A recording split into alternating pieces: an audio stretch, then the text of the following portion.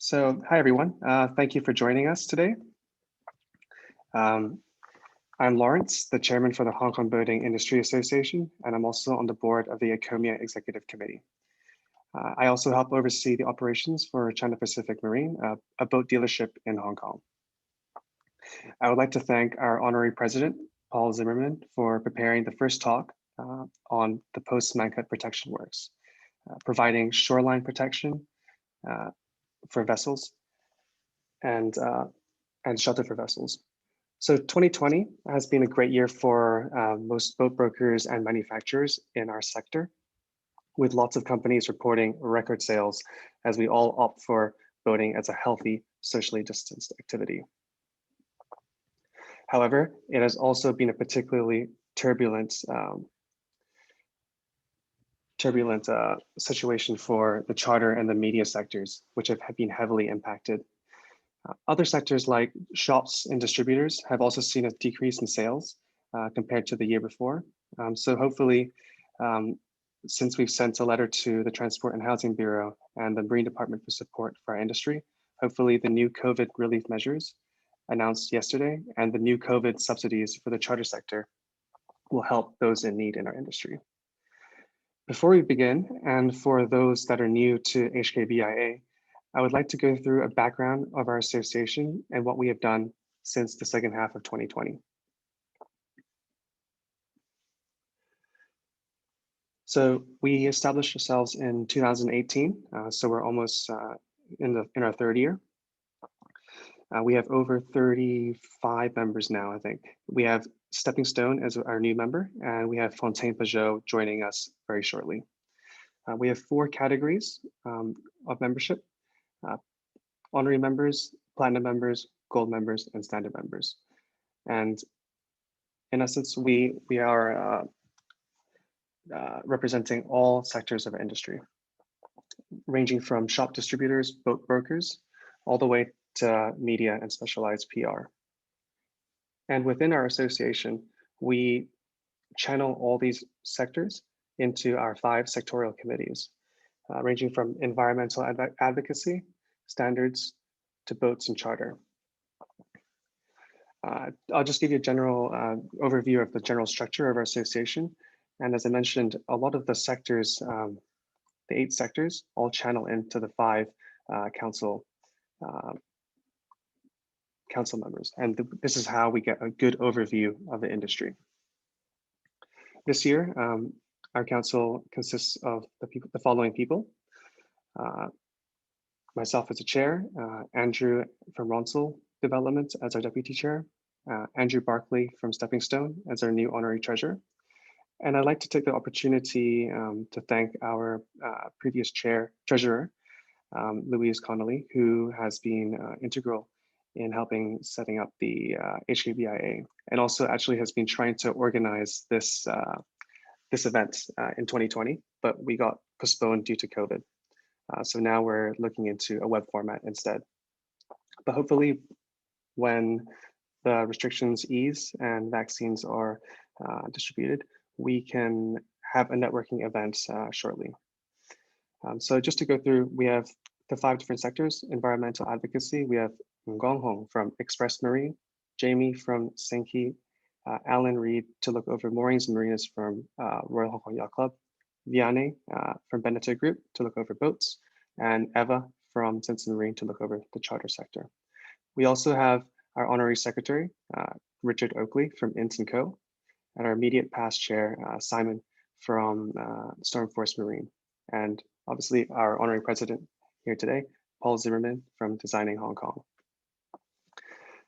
For our members, I'd like to draw your attention to the members document library and the news that we have exclusive for our members.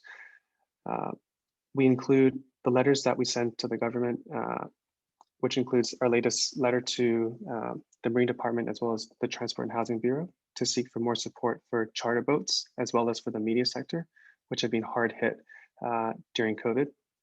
We also include a lot of information from ICOMIA. As an ICOMIA member, this gives us a good view of the whole industry internationally. We also include a lot of information from the talks that we give based on, for example, the Greater Bay Area, where we mapped out all the marinas in the region, so that we can have an idea on how we can work together and create a network of marinas within the Greater Bay Area. We also include a lot of data about the whole Asia region, working closely with other associations in Asia, for example, in Singapore Boating Industry Association and the Chinese associations. We've mapped out the number of marinas in our region and how we can form a network in the future. We also include a Hong Kong drone survey, which is accessible to members, where we have these very high definition maps of the typhoon shelters as well as the marinas we have in Hong Kong. This actually helped us get a good idea of the actual distribution of boats we have. So to go through some of the past events we've done in the later half of 2020, we participated in a Marina Industry Association talks, where we've participated in the past 2 years to explore the development of marinas in Asia. A lot of our key members also participated, which include Hebe Haven Yacht Club, Lantau Yacht Club, as well as Royal Hong Kong Yacht Club and Bellingham Marine. We organized the Asia Boating Dialogue, which for us has been actually quite a successful event, because it's been one of the new, we were quite new to start doing these online talks. And we actually garnered a lot of interest from all across the globe. And I'd like to thank our sponsors that sponsored us for this event, which includes Simpson Marine, Beneteau Group, and our new member, Fontaine Peugeot. The Asia Boating Dialogue was actually very useful for our industry as a whole. So we're able to communicate with the other associations to learn from each other, and where we can gather information and intelligence for the different regions. In particular, we have good data of the boats in Hong Kong, the number of boats, and the distribution of the different types of boats. We also have, for our members, information snippets for each individual market in Asia, which are all very, very helpful if you want to know more about the region. We also participated in the World Marinas Conference, giving a talk about the state of the industry in Asia and how different countries in Asia are adapting to COVID, and how we can all work together to emerge from COVID itself. We also participated in the Asia Pacific Yacht Industry Forum, a forum that was organized by one of our members, Asia Yacht Press. And we looked into the development of the Greater Bay Area for our industry. And here you can see we mapped out some of the key marinas in the region and how we can work together to build a network here, where Hong Kong can really showcase our expertise in the boating industry. We also, at the end of the year, participated in the State of the Industry talk at Mestrade, where we were able to discuss key issues on how the boating industry may emerge after COVID ends, and how boat shows are still integral parts of our industry, and how some manufacturers are coping with the long logbooks that they have, order books. So yeah, without further ado, I'll pass the screen to Paul.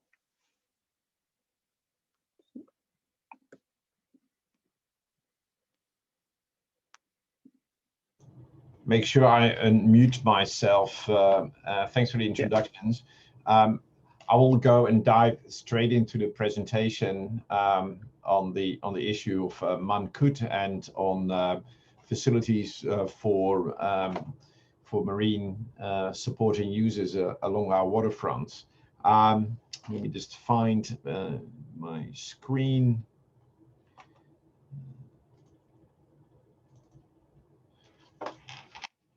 Any thumbs up on that you can see this? Okay, good, thanks. Yeah, so designing Hong Kong has been, let's make sure that it's working actually.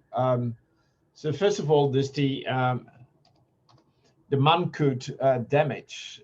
This is the report we got from the Marine Department on the damage. The column on the right says the money that the Marine Department has spent on salvage.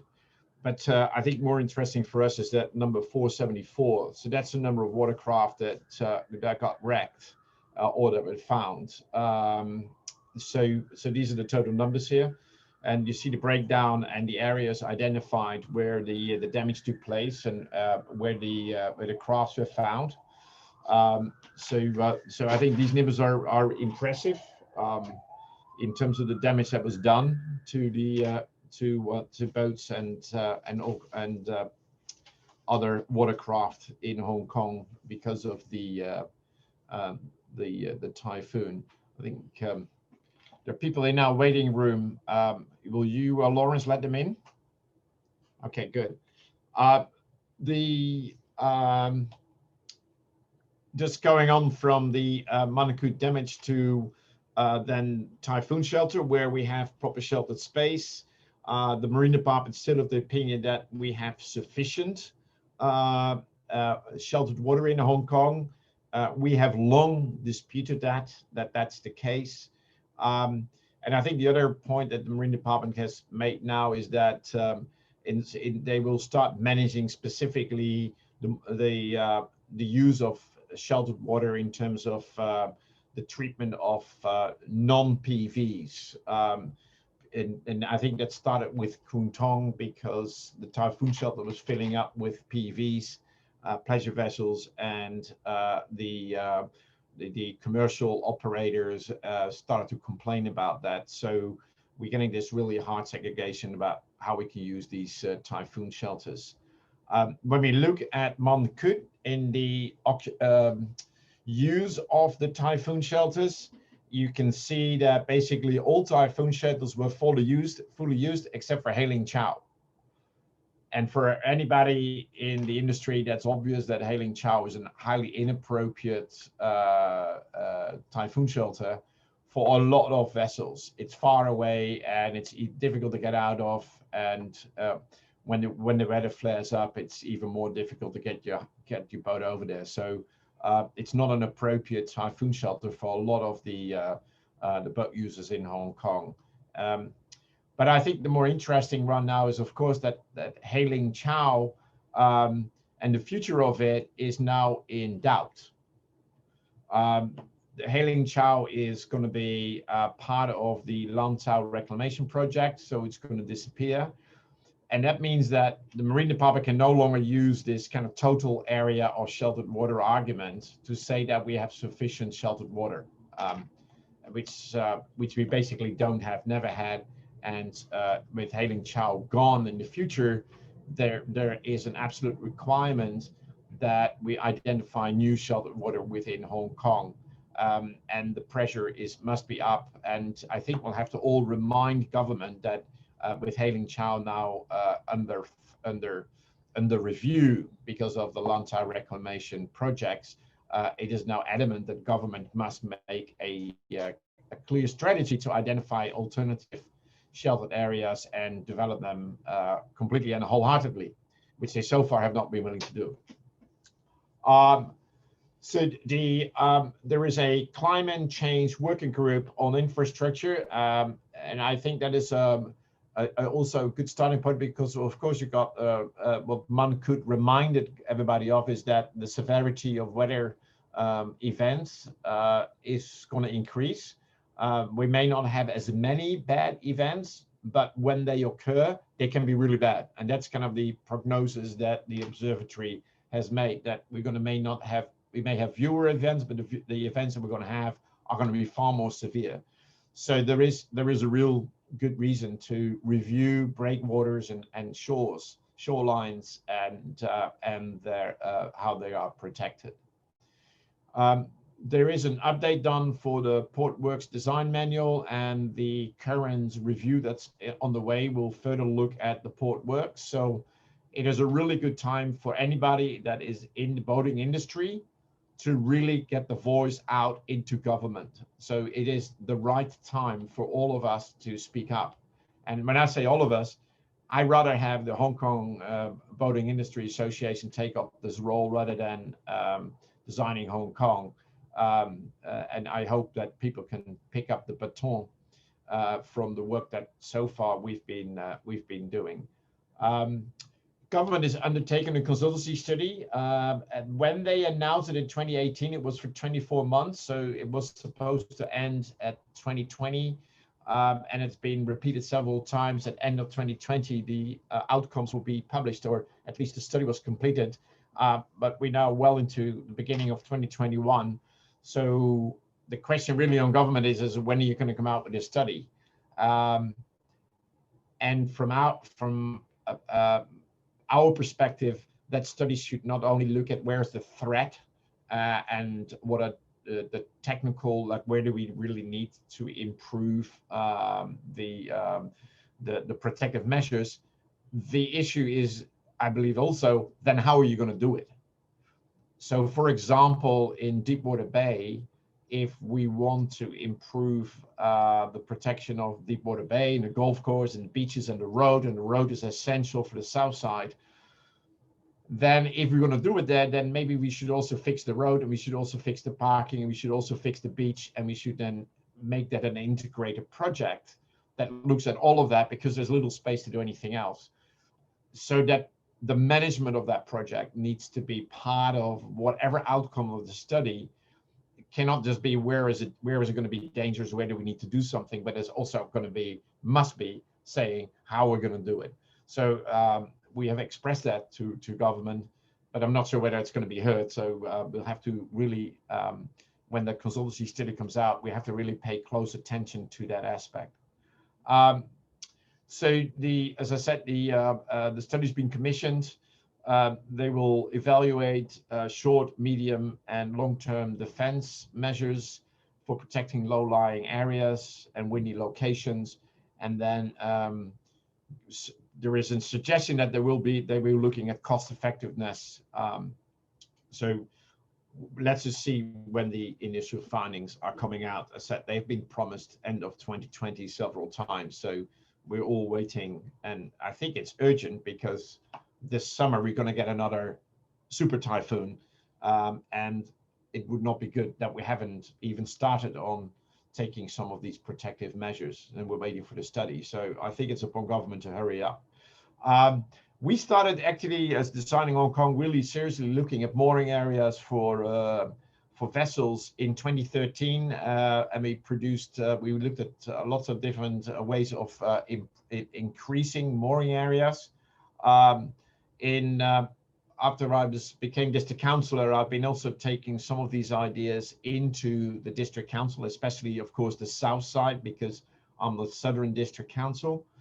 And I will take you around Hong Kong to kind of show you some of the ideas and some of the approaches, and where there has been success and where we have not had progress, but and I hope that all of you can help out as we go forward.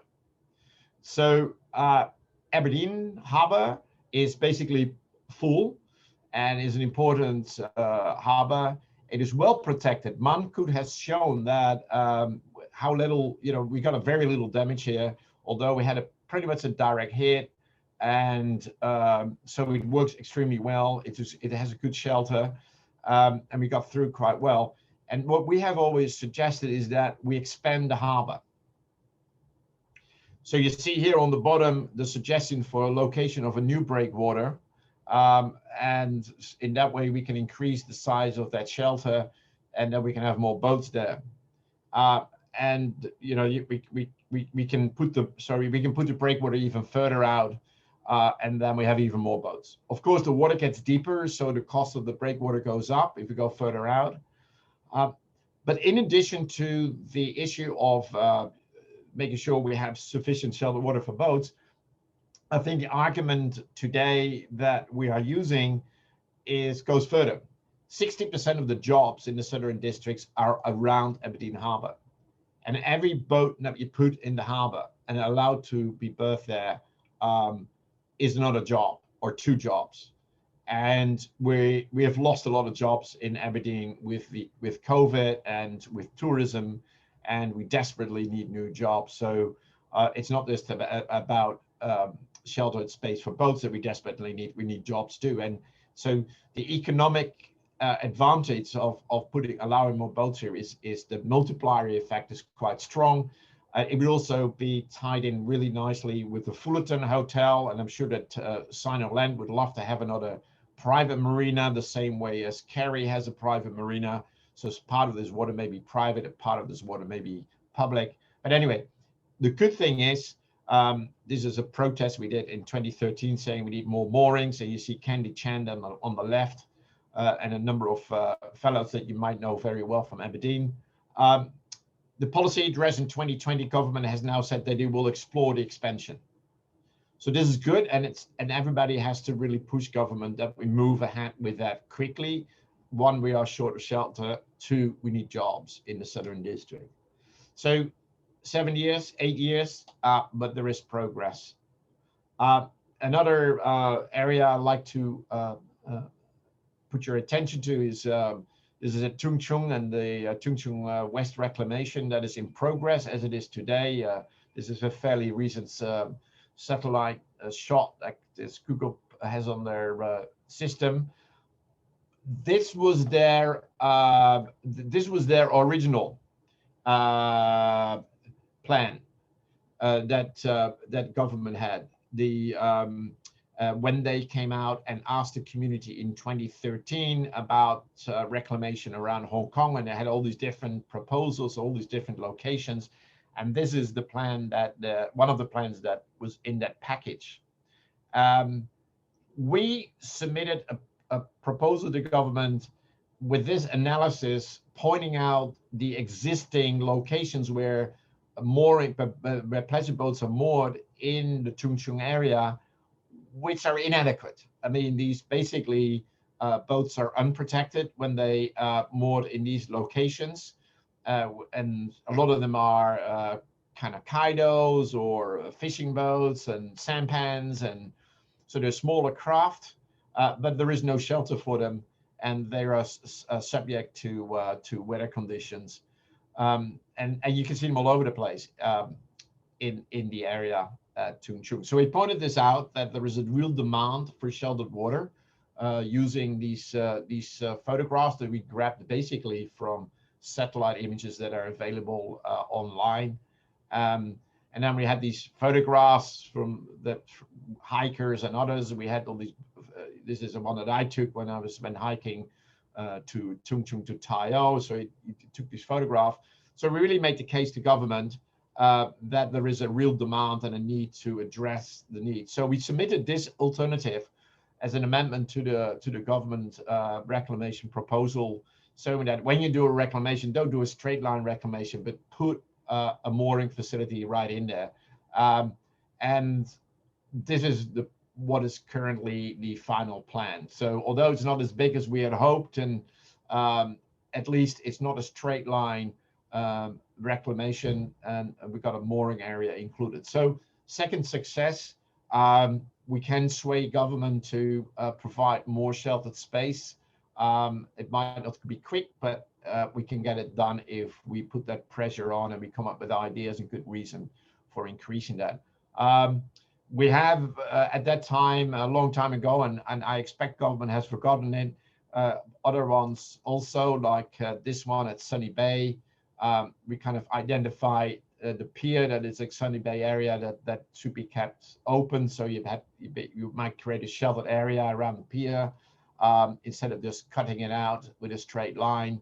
But in the latest proposal that we see on Lantau tomorrow proposal, it's a straight line. So clearly that message has gone lost, and we'll have to re-emphasize that if we do any reclamation anywhere on our shorelines, we've got to always make sure that there is a sheltered water area included in that works project. Because if you do it now in the plan, it's cheap to do. It doesn't add a lot of cost to the project, but it gives you that sheltered water.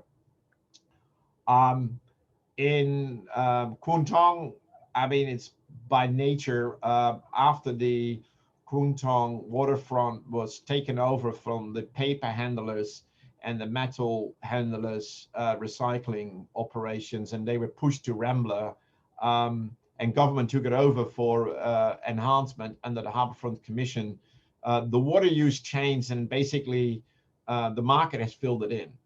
It is not in a nice way, and we had a hope that private moorings would have been placed here instead of leaving it to the grab and to the struggle that has gone on there ever since in the harbour in Kwun Tong, in terms for how much you have to pay, who provides you a barge, and we have seen some red paint on some vessels. So it's not an ideal progress that has been made there. It would have been nicer if it had been more structured with mooring areas clearly marked. But anyway, the space is there, and boats are using it, and it's operating.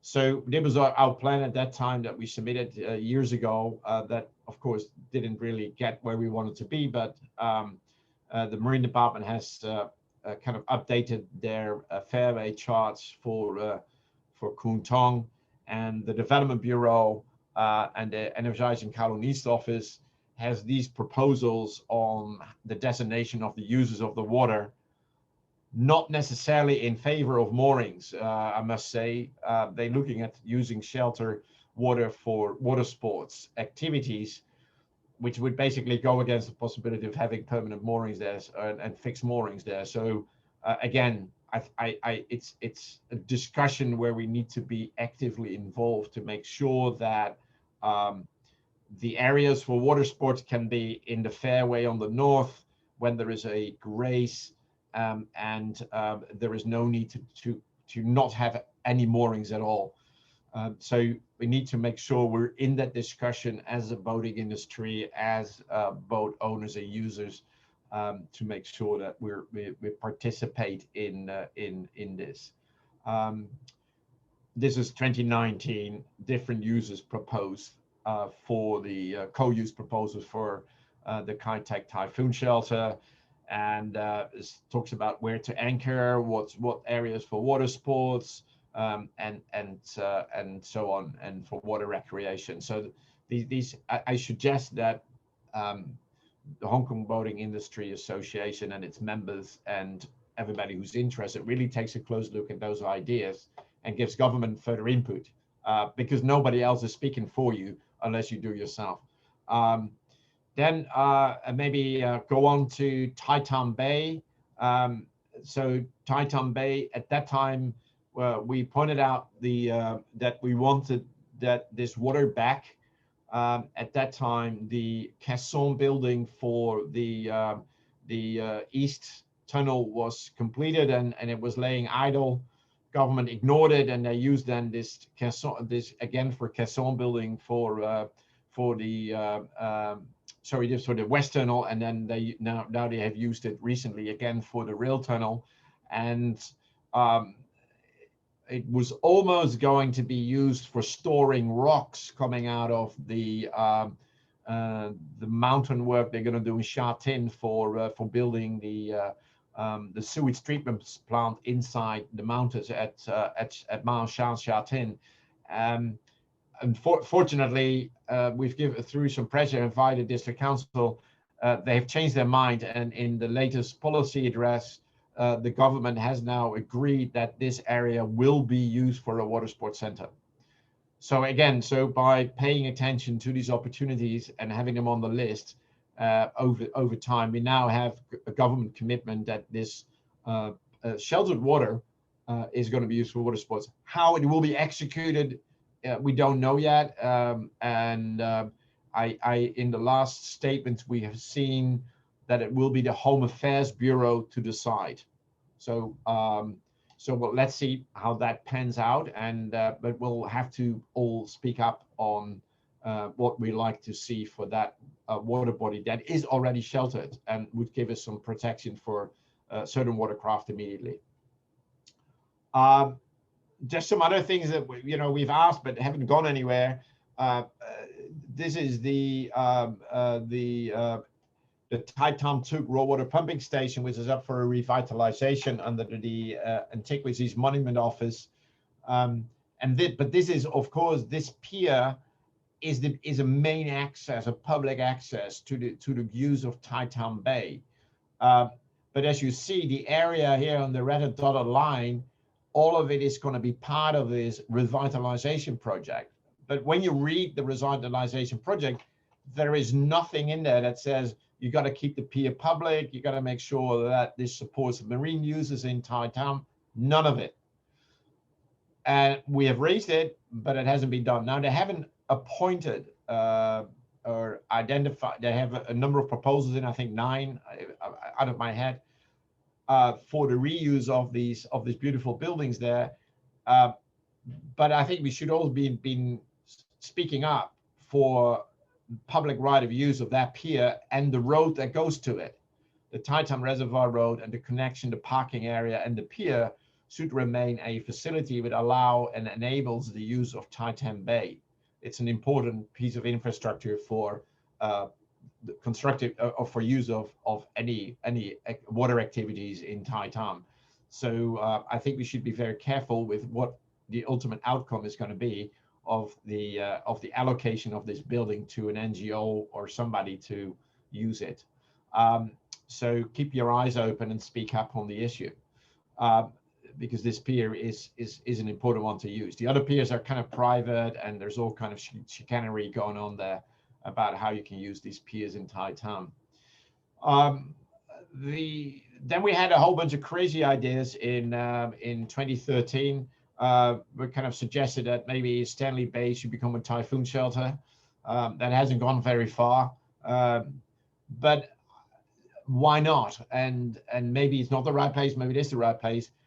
But I think that there's got to be a serious discussion among all of us. Where are these places that, if we're not going to count for the typhoon shelter at Hailing Chow, then where are the other ones going to be? And where are we going to have sheltered water? And what are good spaces for doing that? And I would think that this bay wouldn't actually not be a bad bay at all for it. Anyway, it's a discussion that we should get involved in on whether this area, the Stanley Bay as I call it, should actually be coming up for typhoon shelter.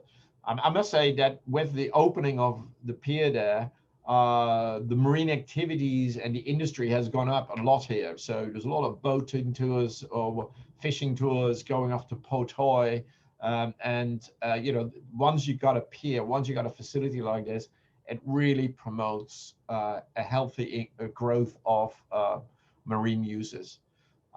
So yeah, Stanley Bay as an option. Now Stanley, of course, has the other side at Stanley Main Beach.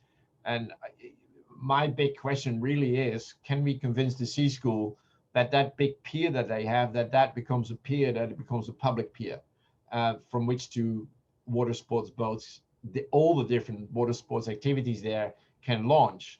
The bay itself is overcrowded, and at some days it can almost get too much. So again, I think that there is a need for a review of what happens around Stanley Main Beach, and how can we improve the facilities there rather than have a bunch of rusting containers, and having the ski school there, which has it in its name, ski school. Can they be part of the solution? Again, it's a creative, crazy idea given how difficult these things might be, but maybe we're going to have an enlightened board of the Sea School that can see that this is a good opportunity to improve the kind of whole water sports community out here at Stanley Bay, or at Stanley Typhoon Bay. Plover Cove, I believe, is the jewel in the crown that is completely underused for marine activities. You got a massive community living around it in Mao Shan, Sha Tin, and Tai Po. But if you look out on the water, then there is hardly a boat moving on the weekend, because basically there are hardly any facilities other than a Tai Po boat club at Time A Tuk, and a couple of 4 horsepower little boats at Tote One, or at this little beach here. What is it here at Wukai, next to Wukai Sai? there is very little happening there, and so there must be a great opportunity to make this Plover Cove water body kind of available to the community of Maan, Shan, Sha-Tin, and Taipo to enjoy actively. We have done a proposal in the past to put a floating marina outside the science park. We still don't understand why this actually never took on. Science park didn't think that a marina was compatible with a science park. I would think that science engineers are great boats people, and they all love to be out there and fiddling with the boat as well as doing science. But they didn't think it was part of their image. That was their objection to the town planning board at the time. But this could have been operated, and so we don't have it now. But there must be other ways of doing it. I know that the district councillors in Taipo are desperate for business opportunities. The number of jobs available to the local community in that district has dropped dramatically, and they will be keen to see more job opportunities.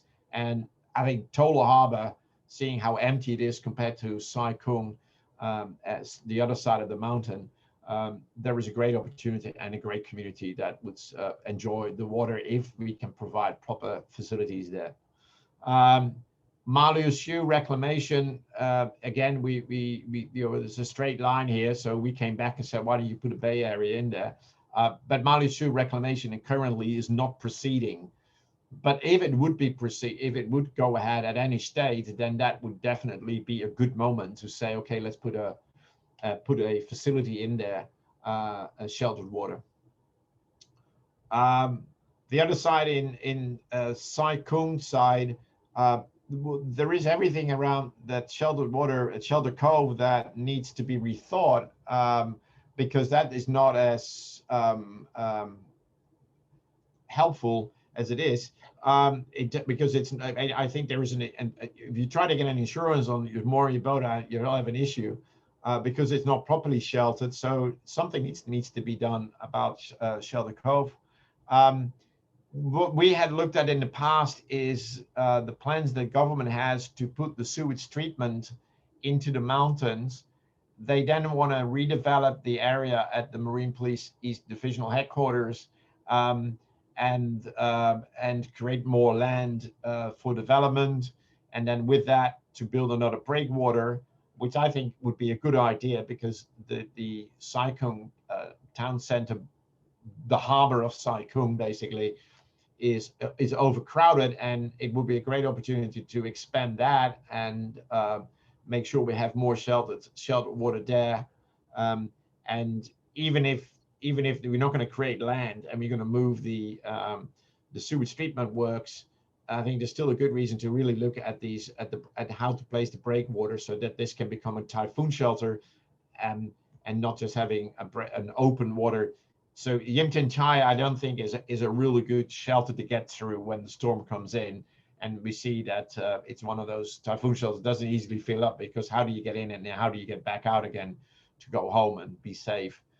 It doesn't make up for not making sure that Sai Kung Harbor is properly protected. So I think there's an opportunity, but I don't think the understanding within government is here or an agreement to actually go this direction. So it will need some work. This east channel at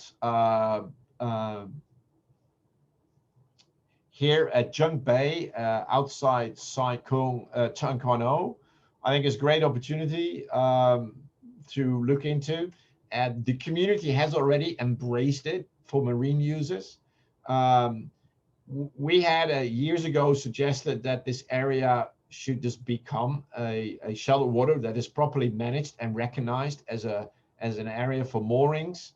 That hasn't happened yet, but it's not too late. So the Eastern Channel in the picture on the left shows what it looked like in 2010. Few people were using it. 2020, you see on the right, the number of boats out there has dramatically increased. People have embraced this space. It's great. There's a massive community living around the area in Chun Kwan O, Hang Hao, Pokfulam, that owns this water. The Riverine Park has not yet been built. And the Riverine Park, that land is with LCSD, allocated for LCSD. And I think that we should make a really strong case that part of that land must be allocated for marine support, so that the pier, because it connects both the pier and it connects the road. So then it allows people to get boats in and out of the water, and it just would be a fantastic facility there. And the water has already taken up. The situation is not that good. If you look at a picture from last week, to get on and off your boat and onto the land, people are struggling with putting wooden planks and ropes, climbing over the fences, making little steps themselves. Nothing has improved. So there is no formal recognition that this water is a fantastic support infrastructure for people that are out on the water. And I think this East Channel should be formally recognized, and then there's the land around it to provide the right infrastructure for people to use it in a positive way. And so I think this is an area where, again, everybody should pay their attention and make proposals to government. Then Lunkutan is on the books for reclamation. Again, this is the bay. Government is very keen to go ahead with reclamation. It's a straight line in their old plans. We have suggested that it should look more like this. We haven't had any feedback on it. The only thing that we see in the current plan that is on the website of the Landtau, the Sustainable Landtau Office website, because it's under their remit, is again, it's a straight line. So there is no sheltered water included in this piece of land that's going to be created. I think we should all speak up and say, if you're going to put a new reclamation, include sheltered water.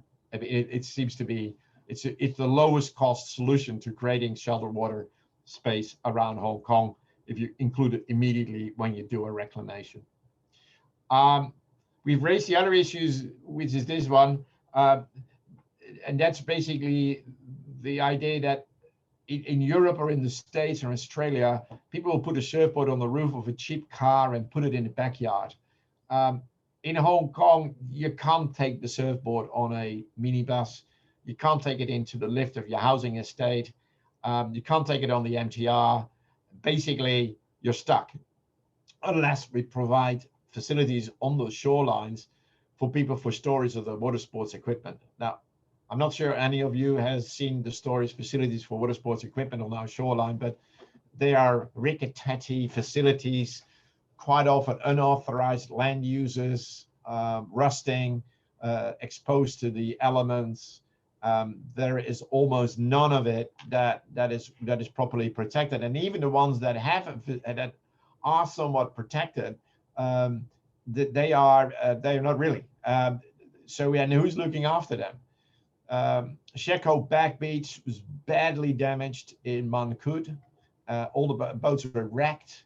The boats are there, but they're completely exposed to the weather.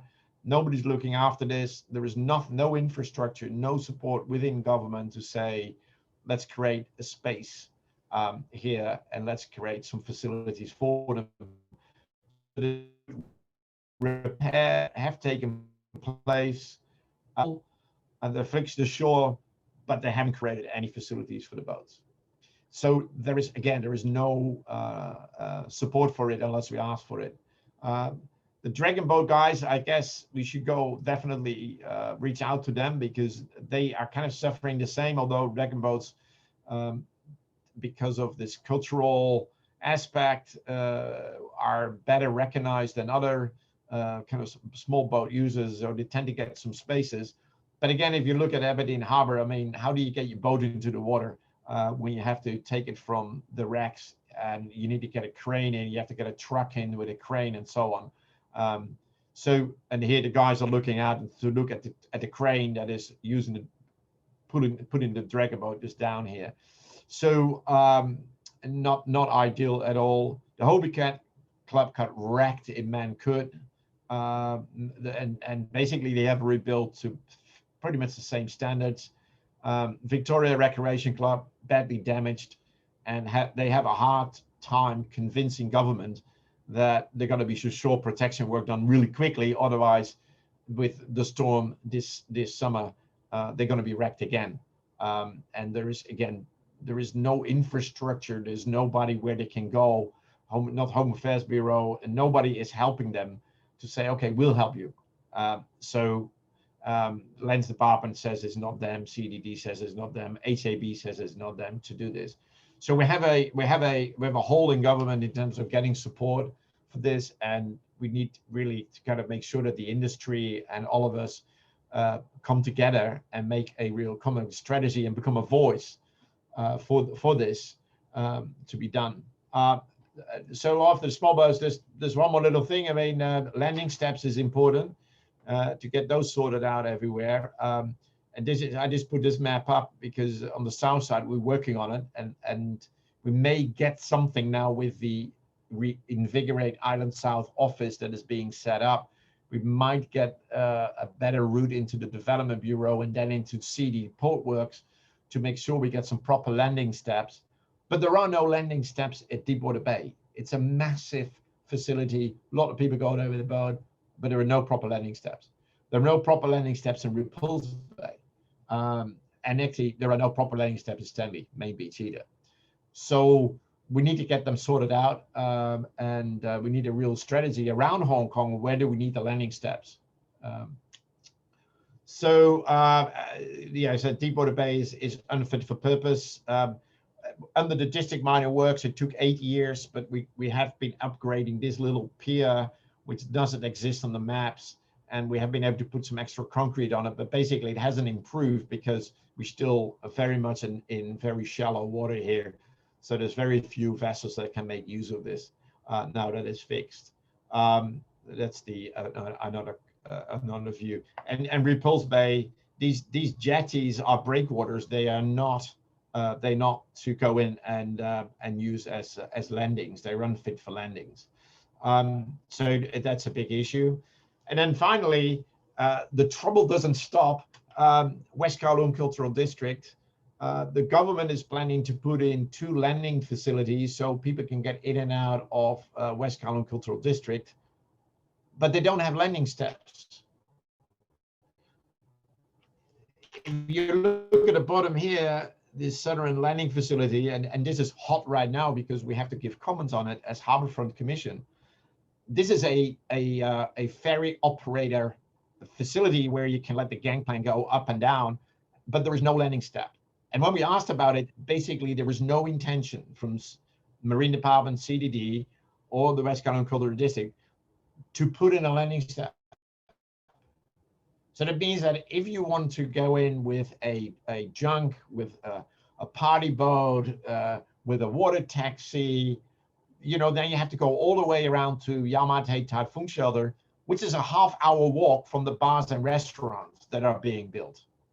So it doesn't make any sense. So basically, it would exclude the opportunity for people to drop off friends and relatives and party goers, pick them up at the bars and restaurants. So it's a real negative. And the only argument that they come up with is, yeah, well, there's a fairway and the China Ferry has to go in and out. But the China Ferry goes out quite far. I mean, there's enough water left for people to hang out and drop somebody off with a junk and do it safely without creating any trouble. So again, where is the spokesperson or organization to speak up to get facilities in here that will basically enable marine users and therefore grow the industry as it is, instead of a ferry operator pier where maybe there's going to be 3 landings an hour and that's it. I mean, instead of just having a much greater flexibility.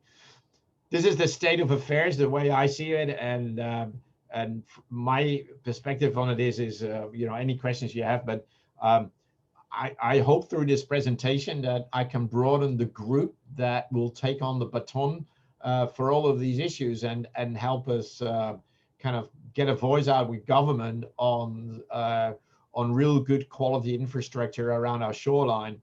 And I think the Mangkhut study is an opportunity, because some money will be spent in some of the areas at least, but then they should be well designed so that there is always a good thinking in terms of support for marine users. Thank you.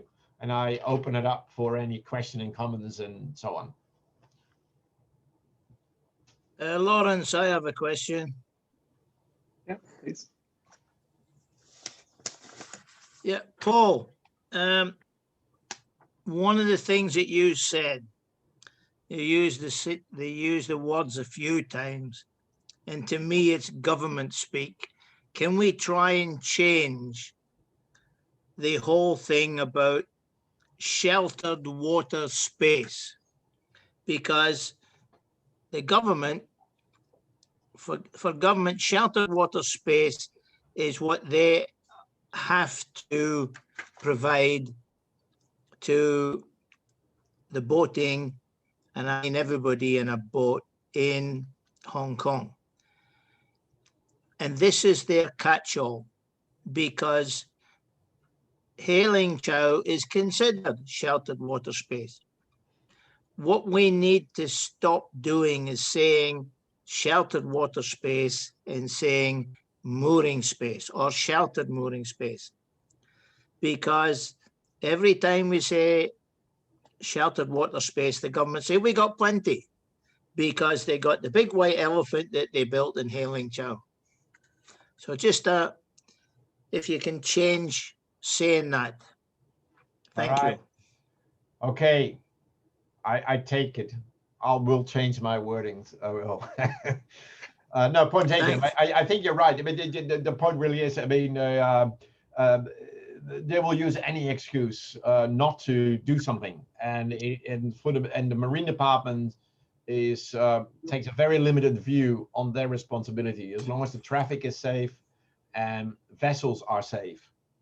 But they are not the purveyor of growing the boating industry. They're not standing up and say, we want to make a healthy marine industry with great jobs and with a great infrastructure that makes great use of the 1,500 square kilometers of water that is part of our territory, which is 1.5 times the size of our land. That is not in their remit. And unfortunately, there is nobody in government that says that. But maybe this today, now with the real loss of jobs, there is an opportunity to continuously say, we got 1,500 square kilometers of water, and if we allow people to use it, they would love to use it.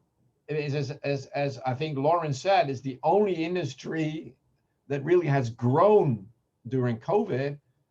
You know, let us keep growing. We got this fantastic asset, and it would create jobs right there. And so we just need that support. But I think we really have to speak up hard for that.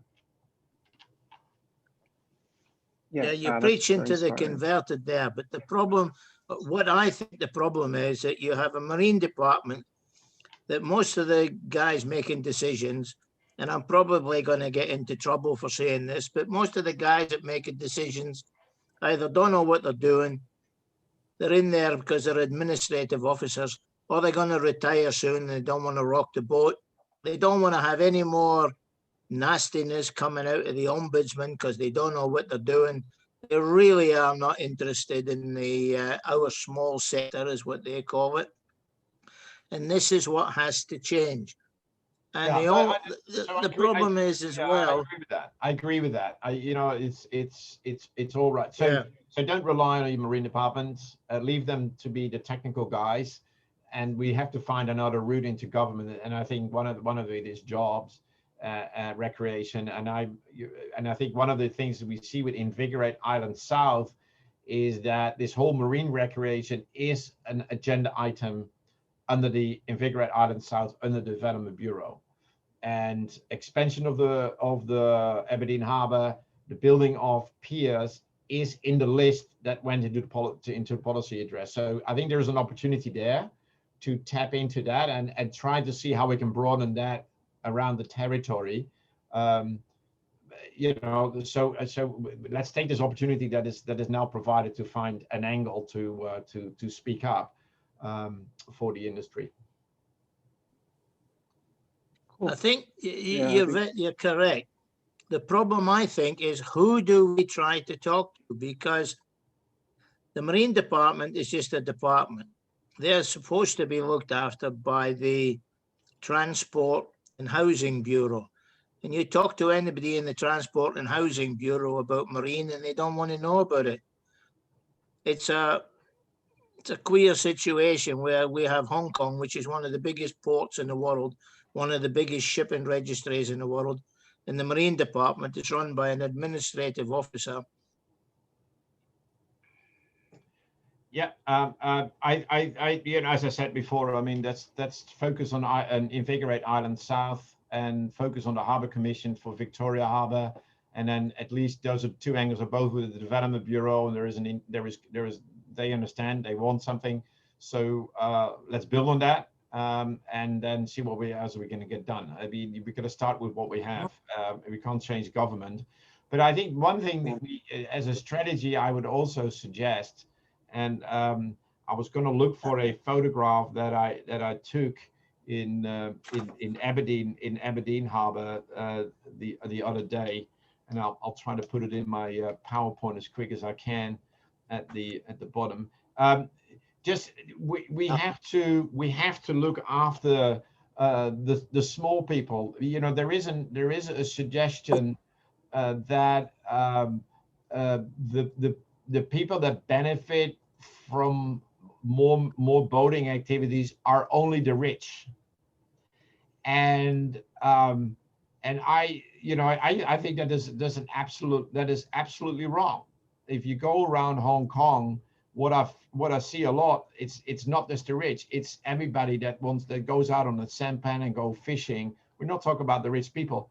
East Channel in Tseung Kwan O are not the wealthy. The guys that have boats out at Mui Wo in the channel are not the wealthy. The shoreline around Aberdeen Harbour are not the wealthy. And I think that if we have to find a way of kind of engaging them and being seen to also speak up for their causes. And I'm just going to show you a picture which I think says it all. I'm not sure if you can see it. That's Aberdeen Harbour. Can you see it? Just hopefully. What can you see? It's a blank screen. It was on just now. Sorry? It was on just now. Yeah. Yeah. It's a black screen now. Yeah. Black screen. Oh, Paul, I agree with you fully. We have to get the little guys on side because the government do not realize how much the boating industry brings to Hong Kong. And it's not the big white boats that fly about at all sorts of speeds. It's the little guys and the guys that take people out fishing and the guys that do canoeing. That's the people we need to get on side to push the government. Anyway, I've said enough. Time for somebody else. Yeah, I think we have Leslie that wants to ask a question. Yeah, it's actually Bob Vart. Leslie, I'm using Leslie's computer. Okay. Yeah, I just let's like to add Paul to what you've said, which I totally agree with, and to what Alan has said. But also you have to consider that it's not just the people who use the boats that benefit from recreational boating, shall we say. It's the people who service the engines, the people who run the boat yards that pull the boats out annually for their paint job.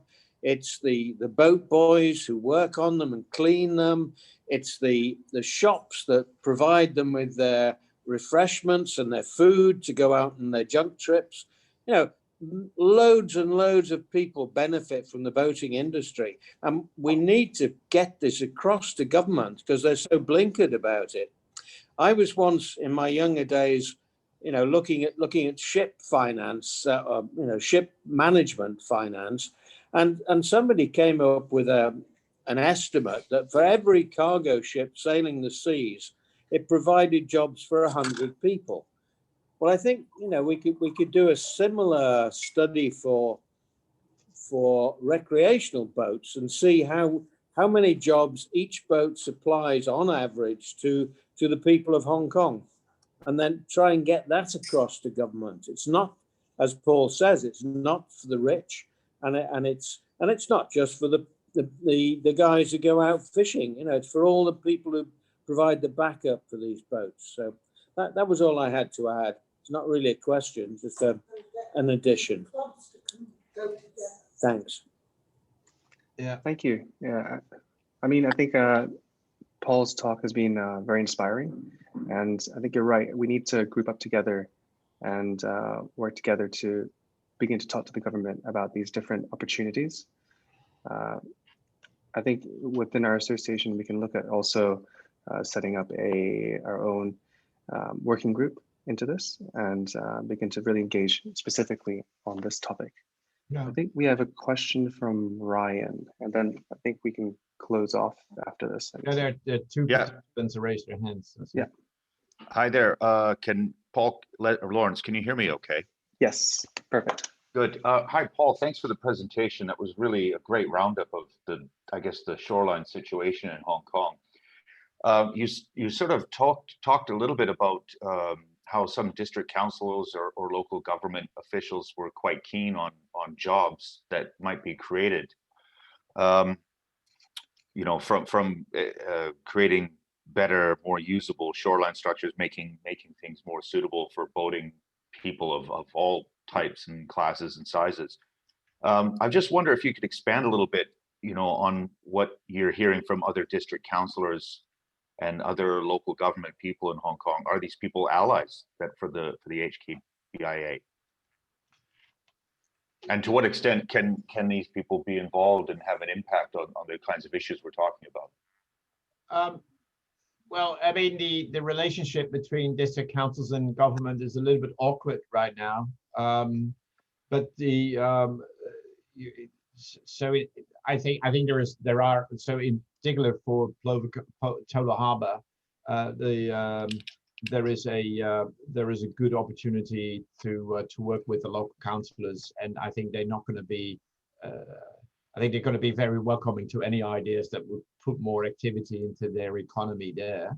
But the ultimately go no go, you know, is always with government. So it's the building that relationship with government and try to encourage them to look at these things positively and help them to move ahead. I mean, if the district council is not an obstacle for them, then they'll be happy. If you can make sure that other stakeholders are also supportive, and you know, in Tola Harbour, definitely you will have the local fishing industry that will immediately want a compensation for any use of their water, which, you know, government has to do with.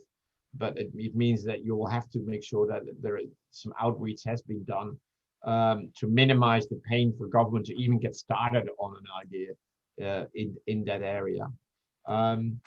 And then in other areas, like, you know, I think it is trying to embrace the local community, and that's why I keep this picture up here, which I hope is now visible, of this little landing at Up Lake Chao Phraya. But you know, the guys that have a local boat, this is what they have to fix themselves to kind of be able to enjoy the water. And if we kind of embrace them and fight their battle of trying to get to improve areas and give them access, proper access, and they don't have to go through this tying up little pieces of wood to a fence to get on and off the shore. I think we're going to be able to make friends, but I think we have to make sure we speak their language and stand up for them. It's you know, we're not fighting here for the wealthy boys. I mean, if sheltered water is created, the big boys will be right there. If we expand the typhoon shelter in Aberdeen, you know, Sinoland will want right away half that space for a private marina, and that will be for the super yachts, and they spend lots of money, and that's good because they spend lots of money, and then there's lots of people having jobs. But I think in addition to that, you need public marinas where, or public, so the private berthings, whatever they call it, private moorings, government calls them, and facilities for the public, right there in that space where these people can have a boat at a reasonable cost. And I think we've got to be able to stand up for that, and not just only for, you know, sending another super yacht. I think we've got to speak for all of them. Thank you. We got a question from Susie. Maybe this is the last question. She's asking us, how can we push the Tolo Harbor as a boating center? Yeah, I think it's an analysis of where it will be either good to put a floating marina or to better activate that some of that existing shelter water there. But we need to identify really specific areas for moorings and berthings, and then go back to government and push them and go. The district councillors, they are not technical savvy on this issue. We are, you know, we understand both, we know what is required, so we can very quickly look at these areas and come up with a whole bunch of ideas of how we can create those spaces, and then put them out there to them, and then from via that have these little drawings, visualize it, simply visuals, plans and visuals. It doesn't have to be too fancy, to get out there with them so they can look at it and know what we're talking about. That drawing of the floating marina in Science Park, when I spoke to a district councillor the other day in Typhoon, he came up with the story himself. I mean, I kind of forgotten about that the drawing existed, but he said, "Oh, I saw that drawing you guys did 8 years ago," and so that drawing is what stuck with him and that he could understand, and it communicates the whole story very easily. So we need to come up with these plans and draw them up and keep it simple, and go out there and show them up. Absolutely. I think we can definitely work on this as an association. I think we just need to set up a working group for this. And as you said, it's about looking at the visuals and documenting this for the government. So just to close it, thank you, Paul, for giving us this wonderful presentation today. And I'd just like to quickly just go through some of the upcoming events that we have as an association before we close off. So upcoming around the world, we have the ICOMIA Congress coming up, as well as in September, we'll be hosting the Asia Boating Dialogue as well. So keep an eye out for that. And then locally in Hong Kong, we'll try to continue our online series because of COVID. The next talk will be from Colin Dawson from Expat Marine to talk about marine insurance. And then we'll have Simon Boyd from Stormforce Marine to talk about low impact boating. The low impact boating initiative has been quite successful and has been taken up by ICOMIA. And I think it's one of the great things that the association has done so far. And some of this information is online on our members' document library. So have a look at that. And then we'll be hosting the Lantau Yacht Club tour soon as the restrictions get lifted. And as an association, we're looking at working with the Hong Kong Sea School to see if our industry can work together to provide guest lectures or also perhaps a career day to help grow the industry for the future. So if you know the Sea School well, let's see how we can get that pier. Yes, I think the next, I'll be talking to them in March, so I'll bring that up. Cool. So thank you all for joining. So till next time. Bye. Thanks. Bye. Thanks, guys. Goodbye, everybody. Ciao. Bye.